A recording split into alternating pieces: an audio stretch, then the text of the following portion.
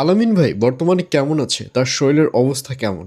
হ্যাঁ ভিউয়ার্স, এই সকল প্রশ্নের উত্তর নিয়ে হাজির হয়েছি আজকের ভিডিওতে।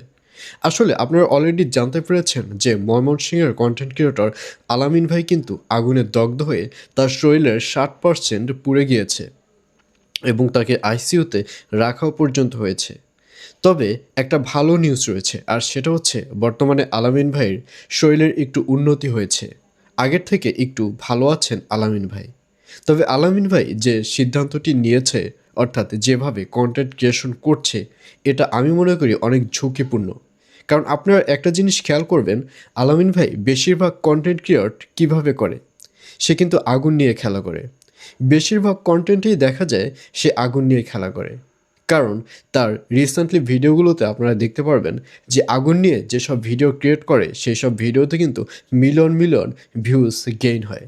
যার কারণে ভাইরালের নেশায় মানুষ কতটা নিচে নামতে পারে নিজের জীবন নিয়েও একটু ভাবতে পারে না।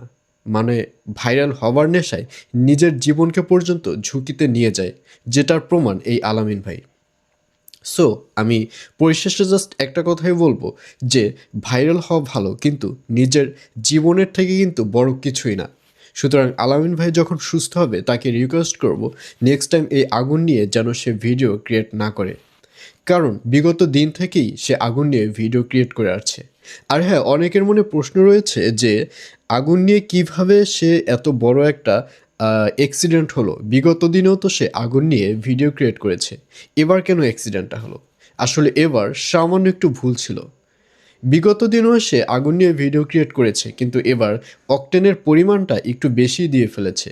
আপনারা দেখতে পেরেছেন যে আলামিন ভাই একটা পুকুরের উপরে ভিডিও ক্রিয়েশনের জন্য একটা মাচার মতো বানিয়েছে এবং নিচে পানি দেখা গেছে।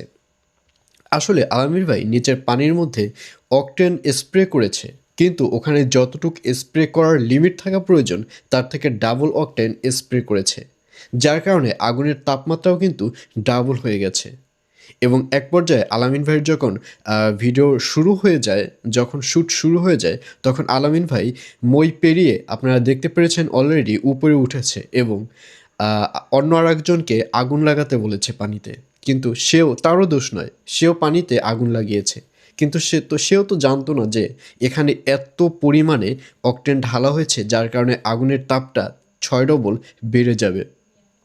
এক পর্যায়ে যেটা হবার সেটাই হয়ে গেছে। আগুনের তাপ 6 ডবল বেড়ে গিয়েছে এবং আলামিন ভাইয়ের শরীরে এতটাই আঁচ লেগেছে, সে মই দিয়ে যে নামবে সেটাও তার নলেজে ছিল না। সে ওখান থেকে এক লাফে মানে উঠোনে মাটিতে পড়তে চেয়েছে, আর এটাই হচ্ছে আলামিন ভাইয়ের সবথেকে বড় ভুল। সে এক লাফে মাটিতে না পড়ে যদি এক লাফ দিয়ে সে পানির মধ্যে পড়তো, তাহলে হয়তো তার গায়ে আগুনের আঁচটা লাগতো না।